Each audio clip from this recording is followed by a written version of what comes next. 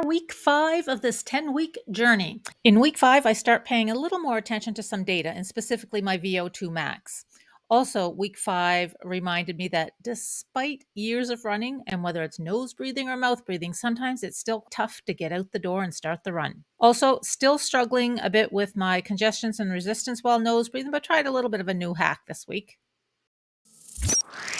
Run number 1 was about 6 kilometers or 3.7 miles. It went well, breathing more and more through in and out through my nose. It's such a huge difference from the beginning, and even though I'm frustrated that I can't do it more, I have to remind myself that, and I'm probably at half, maybe a little more than half of my run in and out through the nose.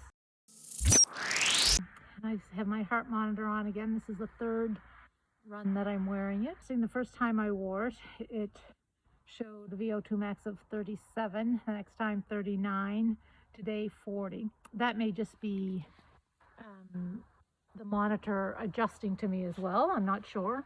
Things are progressing. It was not feeling like it was going to be a good run day.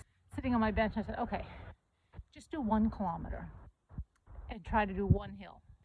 The first kilometer was exactly how I thought it might be. Then things started to pick up, and I did about 1.5 kilometers, 2 kilometers warm up. Again, I am a recreational runner, not an elite athlete, not a pro, not a competitive runner. I am doing this for wellness and no other reason. And so I find I really need to get myself motivated in weird and wonderful ways. So on my first hill, I thought, okay, I'm going to do a little rhyme every time I finish a hill. Also because I lose count and I haven't figured out how to use the lap function on this watch. I did the first hill and okay, 1 and done. I got to the top and I kind of did a slow jog walk down. Number 2, got it in the shoe. And so I went up to 3, 4, 5, and I got to 6 and I thought, okay, I thought I was going to get to 1. Did 8 in total with a little rhyme or verse at the end of each one so I'd remember what number I was on. And then about a 2 kilometer run, cool down run afterwards. So it's probably about 6 kilometers in total, a little more than 6. The breathing, not so much when I was sprinting. I tried a couple times through the sprints, but couldn't do it for the whole time. But overall, it felt good. Week number 5, run number 3. It was only a short run today, 4 kilometers. I wasn't going to run today, and it's late in the day, and I just thought, oh, just go for a little one. I really pushed myself out the door. But sometimes these little ones are the runs that make me most proud. It feels good to push yourself out the door and get it done. I did get out the door, but I am still struggling with the nasal congestion and resistance. It's much better, but I am still struggling. So tried something a little bit different. Now I started to take tissues with me, and about partway through the run, I just stop and blow my nose, and that makes a difference, like for the next part of the run.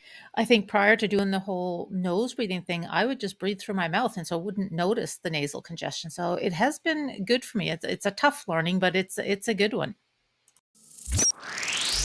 Run number 4 was 11 kilometers, about 6.8 miles, and phew, was it a windy one. I know, I'm sounding like a broken record. We have a lot of wind around here.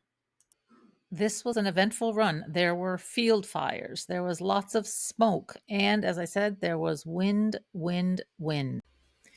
And apparently lots of wasted video clips on my part. The nose breathing went pretty good for the first 7 or 8 kilometers. However, on the end part of the run, the last 3 or 4, I was struggling, as you can see in this little video clip. But overall, it was okay. It was slow. And just in case you're interested in seeing the total kilometers for the week for this recreational runner, here's a little glimpse of that. We're at the halfway mark for this 10-week journey. While waiting for week 6, feel free to check out some of the other information and videos on my channel. Remember, I'm not a health expert. This is simply my own experience. Always discuss new health initiatives with your primary care provider.